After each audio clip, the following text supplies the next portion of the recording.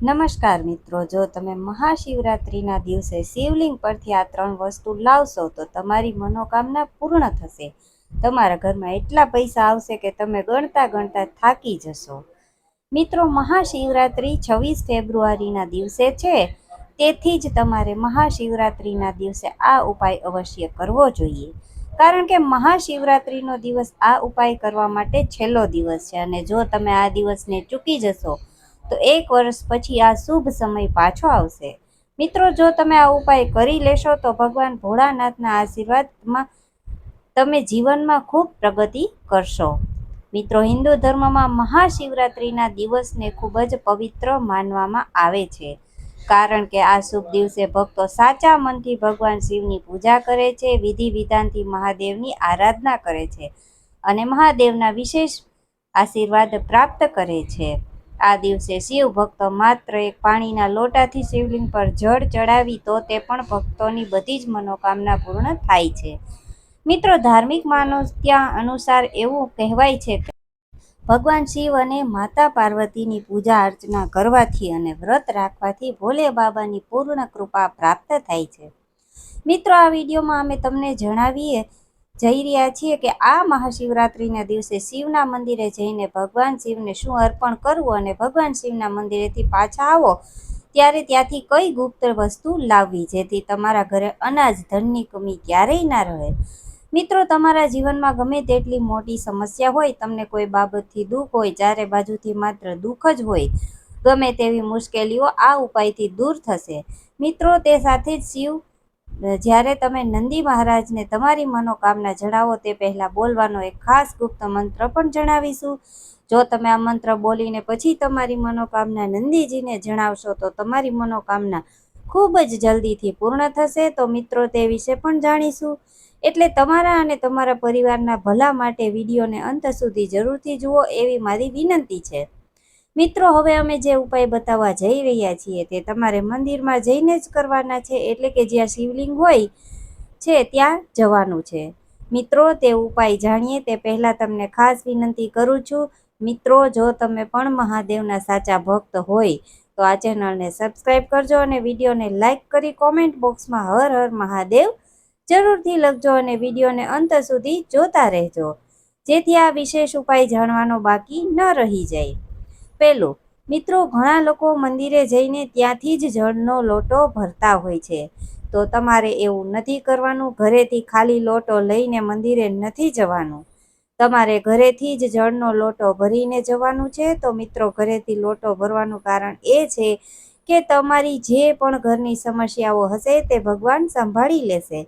તો મિત્રો, હવે તમે જે જળનો લોટો ભરીને જશો એમાં તમારે 4 કે 5 ટીપા ગંગાજળ નાખવાના છે. ગંગાજળ નાખ્યા વગર તમારી પૂજા પૂર્ણ થશે નહીં. તો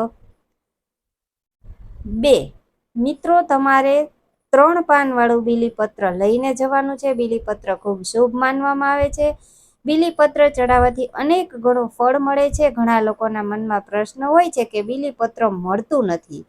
તો મિત્રો, તમે જે મંદિર જવાના છો ત્યાં શિવલિંગ પર કોઈ બીલીપત્ર ચડાવેલું હોય તો તમે તે લઈને ફરીવાર તે ચડાવી શકો છો. પરંતુ મિત્રો, એક વસ્તુનું ખાસ ધ્યાન રાખજો, બીલીપત્ર આખું હોવું જોઈએ, ક્યાંયથી તૂટેલું ન હોવું જોઈએ. બીલીપત્ર ભગવાન શિવને ખૂબ જ પ્રિય છે. બીલીપત્ર ચડાવવાથી ભક્તની દરેક મનોકામના પૂર્ણ થાય છે. 3, ભગવાન ભોળાનાથને બીલીપત્ર પછી બીજું સૌથી પ્રિય પાંદ છે ભાંગનું. ભાંગના પાંદડાને અથવા ભાંગનું શરબત બનાવીને ભગવાનને ચડાવવાથી શિવજી પ્રસન્ન થાય છે. તેનું કારણ છે કે ભાંગ એક ઔષધિ છે. જ્યારે શિવજીએ વિષપાન કર્યું હતું ત્યારે ઝેરનો ઉપચાર કરવા માટે ભાંગના પાંદડાનો ઉપયોગ કરવામાં આવ્યો હતો. 4, ધતુરો. મિત્રો, ધતુરાના ફળ અને તેના પાન ઔષધિ તરીકે બહુ કામમાં આવે છે. શિવપુરાણમાં જણાવવામાં આવ્યું છે કે શિવજીને ધતુરો બહુ પસંદ છે. શિવજીને ધતુરો અર્પિત કરવાથી શિવજી પોતાના ભક્તોની તમામ ઈચ્છા પૂરી કરે છે. 5, આકડો. મિત્રો, આકડાના ફૂલ અને પાન બંને ભગવાનને ખૂબ જ પ્રિય છે. કહેવામાં આવે છે કે જે ભક્ત ભગવાન શિવને આકડાના પાન અને ફૂલ અર્પિત કરે છે, ભગવાન શિવ તેની માનસિક અને શારીરિક તમામ પ્રકારના કષ્ટો દૂર કરે છે. એટલું જ નહીં, કહેવામાં આવે છે કે જે શિવને આકડો અર્પિત કરે છે, ભગવાન શિવે તેની ગરીબી દૂર કરે છે. 6, પીપળાના પાન. મિત્રો, પુરાણોમાં ઉલ્લેખ છે કે પીપળા પર ત્રિદેવનો વાસ હોય છે. પીપળાના પાન પર ભગવાન શિવ બિરાજમાન હોય છે. જે ભક્તો શિવજીને પીપળાના પાન અર્પિત કરે છે, શિવજી તેમને શનિના પ્રભાવથી બચાવે છે. 7. દુર્વા એટલે કે ઘાસ. દુર્વા વિશે પુરાણોમાં જણાવવામાં આવ્યું છે કે તેમાં અમૃતનો વાસ હોય છે. ભગવાન શિવ અને તેમના પુત્ર ગણેશજીને દુર્વા બહુ જ પસંદ છે. ભગવાન શિવને દુર્વા અર્પિત કરવાથી અકાળ મૃત્યુનો ભય દૂર થાય છે. પછી 8. ભગવાન શિવલિંગ પર કાચું દૂધ ચડાવવું. એવું કહેવાય છે કે મહાશિવરાત્રિના દિવસે શિવલિંગ પર દૂધનો અભિષેક કરવાથી તમામ મનોકામના પૂર્ણ થાય છે. ભગવાન શિવના આશીર્વાદ મળે છે. આ દિવસે દૂધનું દાન કરવામાં આવે છે. મહાશિવરાત્રિના દિવસે ભગવાન શિવને દૂધ ચડાવીને અભિષેક કરવાનું વિશેષ મહત્વ છે. તે પ્રસન્ન થાય છે અને ઈચ્છિત વરદાન આપે છે. 9. શિવજીને એક મુઠ્ઠી તુવેરની દાળ ચડાવવાથી સુખની પ્રાપ્તિ થાય છે. જીવનમાં સમૃદ્ધિ અને સંપન્નતાનો વાસ થાય છે. પીળી તુવેર દાળ ચડાવવાથી બુધ ગ્રહ પણ મજબૂત થાય છે. પીળી તુવેર દાળ ચડાવવાથી નોકરીમાં સફળતા મળે છે. 10. શિવલિંગ પર ઘઉં ચડાવવાથી સાંસારિક સુખ પ્રાપ્ત થાય છે અને માતા અન્નપૂર્ણાનો ઘરમાં વાસ થાય છે. તે ઉપરાંત સંતાન સુખની પ્રાપ્તિ થાય છે. શિવલિંગ પર ઘઉં ચડાવવાથી વિવાહની બાધા દૂર થાય છે. વૈવાહિક દંપતીને શિવલિંગ પર ઘઉં જરૂર ચડાવવા જોઈએ. 11. શિવલિંગ પર ચડાવવો મગની દાળ. શિવલિંગ પર મગની દાળ ચડાવવાથી નકારાત્મક ઉર્જા નષ્ટ થાય છે. કોઈ પણ કામમાં આવી રહેલી મુશ્કેલીઓ દૂર થવા લાગે છે. કોઈ પણ કામ સફળતાની સાથે પૂરું થાય છે. 12. શિવલિંગ પર ચડાવો કાળા તલ. શિવલિંગ પર કાળા તલ ચડાવવા લાભકારી માનવામાં આવે છે. કાળા તલ ચડાવવાથી પિતૃદોષ શાંત થાય છે. કાળા તલ ચડાવવાથી પિતૃઓના આશીર્વાદ મળે છે. ગ્રહોનો દુષ્પ્રભાવ પર ઘરથી ખતમ થવા લાગે છે. 13. મહાશિવરાત્રિના દિવસે શેરડીના રસથી શિવલિંગનો અભિષેક કરવો ખૂબ જ શુભ માનવામાં આવે છે. આનાથી ભોલેનાથ ઝડપથી પ્રસન્ન થાય છે અને તમામ મનોકામનાઓ પૂર્ણ થાય છે. મહાશિવરાત્રિના દિવસે શિવલિંગ પર શિવને પ્રિય વસ્તુઓ અર્પણ કર્યા પછી ઓમ નમઃ શિવાય મંત્રનો 108 વાર જાપ કરવો ખૂબ જ શુભ છે. મહાશિવરાત્રિના દિવસે શિવ મંદિરમાં રુદ્રાક્ષ અર્પણ કરવાથી દાંપત્ય જીવન સુખી બને છે. કાળા મરી. શિવ પુરાણ અનુસાર શિવલિંગ પર કાળા મરી ચડાવવા ખૂબ શુભ છે. શિવલિંગ પર કાળા મરી ચડાવવાથી સુખ સમૃદ્ધિની પ્રાપ્તિ થાય છે. શમીના પાન શિવલિંગ પર ચડાવવા પણ ખૂબ જ શુભ માનવામાં આવે છે. મિત્રો, શમીના પાનને શિવલિંગ પર ચડાવવાથી ભગવાન શિવ પ્રસન્ન થાય છે. એવું માનવામાં આવે છે કે શમીના છોડમાં શનિદેવનો વાસ છે. તેથી શિવરાત્રિના દિવસે શિવલિંગ પર શમીના પાન ચડાવવાથી ભગવાન શિવ સાથે શનિદેવની પણ કૃપા થાય છે. મિત્રો, આપણે અત્યાર સુધી જાણ્યું કે મહાશિવરાત્રિના દિવસે શિવલિંગ પર શું ચડાવવું જોઈએ. મિત્રો, હવે આપણે જાણીશું કે શિવલિંગ પરથી કઈ કઈ વસ્તુ છે જે આપણે ઘરે પાછી લાવવાની છે. જે વસ્તુઓ ઘરે લાવવાની છે, ધનની પ્રાપ્તિ થાય છે અને ઘરમાં સુખ સમૃદ્ધિ આવે છે. મિત્રો, તમે જે ભગવાન શિવને એક લોટો જળ અર્પણ કરવા લઈ ગયા હતા, તે શિવલિંગ પર અર્પણ કરીને જે જળ શિવલિંગ પરથી નીચે પડી રહ્યું છે, તે જળને તમારે લોટામાં ભરી લેવાનું છે. કેમ કે જે જળ શિવલિંગ પર ચડાવવામાં આવે છે તે જળ અમૃત બની જાય છે. આ અમૃત તમારે થોડુંક જ ભરી લેવાનું છે અને તેને તમારે ઘરે લઈ આવવાનું છે અને ઘરના દરેક સભ્યોને થોડાક ટીપા પીવડાવવાના છે. પછી ઘરની દરેક જગ્યાએ આ ટીપાથી છંટકાવ કરવાનો છે. આમ કરવાથી તમારા ઘરમાંથી નકારાત્મક ઉર્જાઓ દૂર થઈ જશે અને સકારાત્મક ઉર્જાઓ આવશે. હવે મિત્રો, તમે જે કાળા મરી લઈ ગયા હતા, તે કાળા મરીને શિવલિંગને સ્પર્શ કરાવીને પાછા લઈ આવવાના છે અને ઘરના પૂજા મંદિરમાં તે કાળા મરીને રાખી દેવાના છે. હવે જ્યારે પણ તમે ઘરની બહાર કોઈ પણ શુભ કાર્ય કરવા માટે બહાર જવાના હો, કોઈ નોકરી બાબતે હોય, કોઈ બિઝનેસ માટે હોય, કોઈ શુભ કાર્ય માટે હોય, તો તે કાળા મરીને તમારે ઘરના મુખ્ય દ્વાર પર મૂકી દેવાના છે. તેની પર પગ વડે સ્પર્શ કરીને જવાનું છે. તેનાથી તમને ખૂબ લાભ થશે. તમારા જીવનમાં જે કાંઈ પણ બાધાઓ છે તેમાં દૂર થશે અને તમને દરેક કાર્યમાં સફળતા મળશે. હવે પછી મિત્રો, તમે જે શિવલિંગ પર બીલીપત્ર ચડાવવા લઈ ગયા હતા, તે તમારે ભગવાન શિવ પાસે ઔષધિ રૂપમાં માંગીને પાછા લાવવાના છે અને તમારે તે બીલીપત્રને ઘરની તિજોરીમાં મૂકી દેવાનું છે.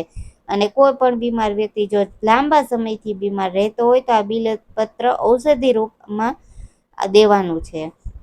મિત્રો, આ વર્ષે મહાશિવરાત્રિનો તહેવાર બુધવારના દિવસે, બુધવારનો દિવસ પ્રથમ પૂજ્ય ગણેશજીને સમર્પિત હોવાથી તેને પ્રસન્ન કરવા મહાશિવરાત્રિના દિવસે એક વિશેષ ઉપાય કરવો જોઈએ અને ગુપ્ત મંત્ર વિશે આગળ જાણીશું. મિત્રો, આ ઉપાય કરવા માટે તમારે 3 લીલી એલચી લેવાની છે, જે કંઈ પણ જગ્યાએથી તૂટેલી ન હોવી જોઈએ. અને હવે તમારે એક સિક્કો લેવાનો છે. હવે તમારે ભગવાન ગણેશની મૂર્તિ સામે આ 3 લીલી એલચી અને એક સિક્કો રાખવાનો છે. ત્યારબાદ દેશી ઘીનો દીવો પ્રગટાવીશું, ગોમતી અને ભગવાન ગણપતિના મંત્રનો જાપ કરીશું. હવે 11 વાર ઓમ ગણ ગણપતયે નમઃ નો જાપ કરીશું. જો તમે આ મંત્રનો જાપ નથી કરી શકતા તો કોઈ સમસ્યા નથી, તો બસ તમે ભગવાનના નામનો જાપ કરી શકો છો. હવે તમે તમારા ઘરના મંદિરમાં આ 3 લીલી એલચી મૂકવાની છે અને ₹1નો સિક્કો રાખવાનો છે. હવે તમારે મહાશિવરાત્રિના દીવો પ્રગટાવીને ભગવાન ગણેશની પૂજા કરવાની છે અને આ 3 એલચીને લઈને એવી જ રીતે ધ્યાનમાં રાખવાની છે. હવે તમારે બીજા દિવસે 3 લીલી એલચી લેવાની છે અને એક સિક્કો લેવાનો છે. હવે તમારે એલચી તમારા ઘરના મંદિરમાં જ રાખવાની છે, ત્યારે 2 એલચી તમારા પર્સમાં રાખવાની છે. કારણ કે મિત્રો, આ એલચી હવે સામાન્ય નથી રહી, ભગવાન ગણેશના આશીર્વાદ છે. આ ઉપાય કરવાથી તમારા ઘરમાં સુખ અને સમૃદ્ધિ આવશે. મિત્રો, તે સાથે જ અન્ય એક ખાસ ઉપાય કરવા માટે સૌથી પહેલા તમારે થોડો ગોળ લેવાનો છે. હવે તમારે દેશી ઘી લેવાનું છે અને હવે તમારે ગોળ ઉપર દેશી ઘી લગાવવાનું છે. તમારા ઘરના મંદિરમાં ભગવાન ગણેશની સામે થોડો ગોળ અર્પણ કરવાનો છે. પછી ગોળ લઈ તમારે ગાય માતાને ખવડાવવાનો છે. આ ઉપાય કરવાથી તમને 33 કોટી દેવી દેવતાઓના આશીર્વાદ મળશે. તમને માતા લક્ષ્મીના આશીર્વાદ મળશે અને તમને ભગવાન ભોળાનાથના પણ આશીર્વાદ મળશે. તમારા જીવનની દરેક સમસ્યાઓ દૂર થશે. તમારા ઘરમાં સુખ અને સમૃદ્ધિ આવશે. મિત્રો, મહાશિવરાત્રિના દિવસે જ્યારે તમે નંદી મહારાજને તમારી મનોકામના જણાવો તે પહેલા તમારે એક ચમત્કારિક મંત્ર બોલવાનો છે. ત્યારબાદ તમારી મનોકામના જણાવવાની છે. તો તે મંત્ર કયો છે, સાથે જ મહાશિવરાત્રિના દિવસે ઉપવાસમાં કયા નિયમોનું પાલન કરવું તે આગળ જાણીશું.